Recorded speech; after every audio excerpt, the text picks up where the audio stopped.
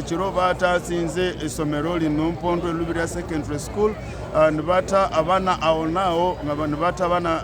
22 naye abalala nibabasula mu bomu 17 abo nabo nibafa mu community nibata abantu 2 so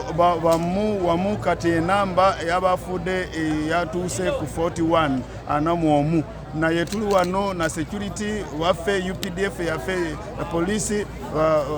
balongosa babuliriza banonyereza kiki ekyokukola naye esawen mu area community nungi tuwaliwo kizibu rebels tibalimu naye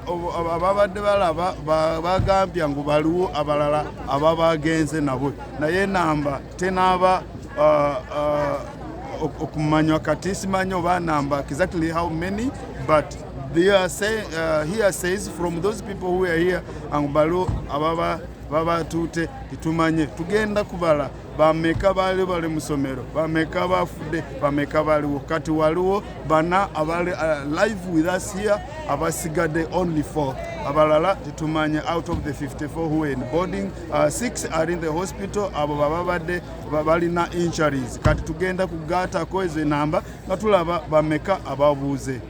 So kila mtu kuwa alert, kama naona mtu ambaye hapanaelewa kamata, sio kwamba tunaenda kumfunga.